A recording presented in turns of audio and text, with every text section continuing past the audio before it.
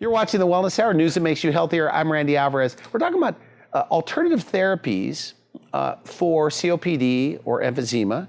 And with us, we have an expert on the topic. He is a mainstream physician, board-certified pulmonologist, Dr. Rutland. Dr. Rutland, welcome to the program. Thanks for having me. Now, I've had people on the program that have said, medical doctors, functional medicine doctors, nutritionists, and I don't know who to believe, right?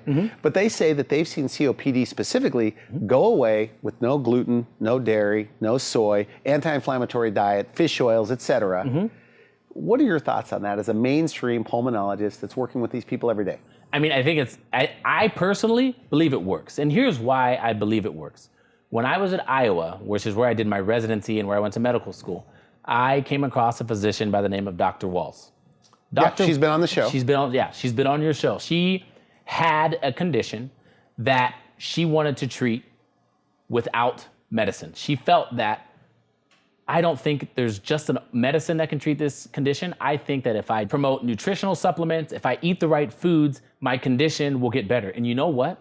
She was right. I think she had MS or something like that. She did have MS. That's correct. She was wheelchair bound in a wheelchair, and she changed her diet, and boom. And every day in clinic, there were residents that worked with me that didn't like to go to her clinic or didn't like it when she was in clinic because she would always promote the food thing.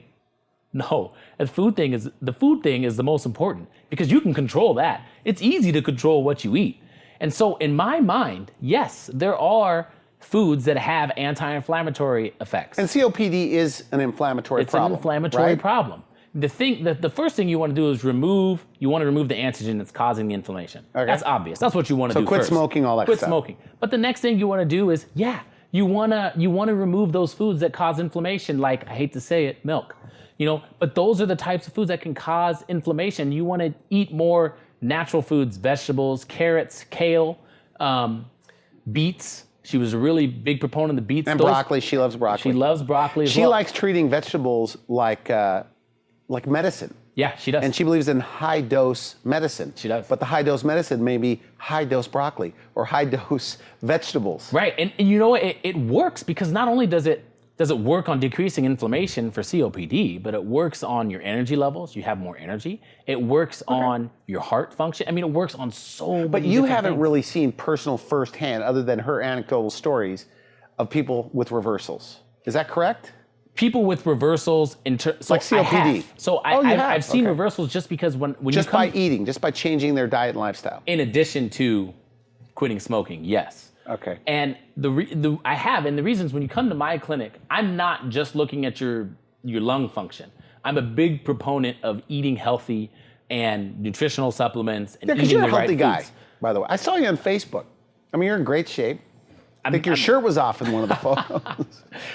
So you talk to patients about these kind of things. Oh, yeah. Remove anything in your life that's going to cause inflammation, like the known things that cause inflammation. If you come to my clinic and you say something about your weight, it gives me the authority, or not the authority, but it really gives me permission to talk to you about your weight because you've talked to me about your weight. And so I will say things like, why don't we start with this? I want you to start eating this amount of protein, and I want you to have half of your plate be fruits and vegetables. We're going to start with that.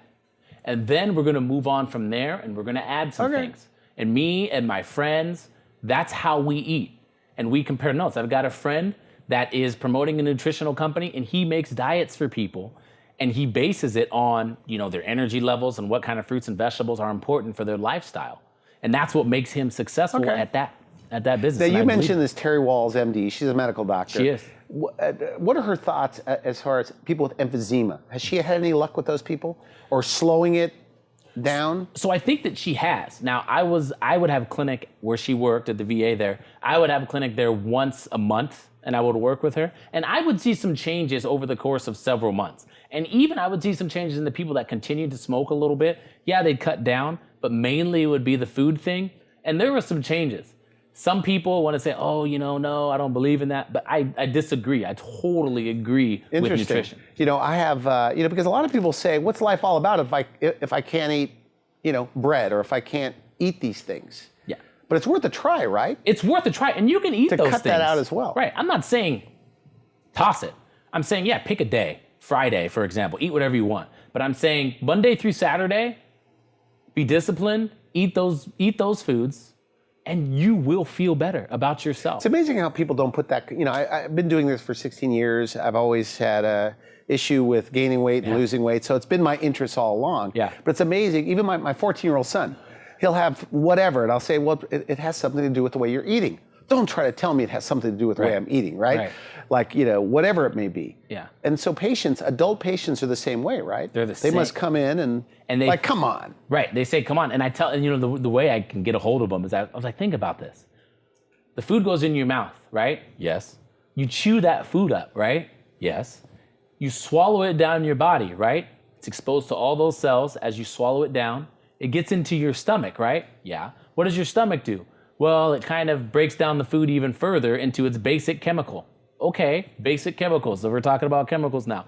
Boom, goes to the small intestine, into the duodenum. That's where most of that food is absorbed, right? So your body is absorbing these chemicals, and it's gonna react to them, because that's what your body is, right? It's a big chemistry set. It's gonna react to them how whatever's present in your body is gonna react to them in a certain way, whether that way is a bad way or whether that way is a good way. We can say through certain reactions and when we look at food, and it has a tremendous amount of an effect. I'm sure you've seen that McDonald's video where the guy ate McDonald's 3 meals a day, every day for 30 days. And you saw what that did to his body. Yeah. And you saw the laboratory values. And when I watched that 10 or 12 years ago, that's when I started kind of thinking, this is ridiculous.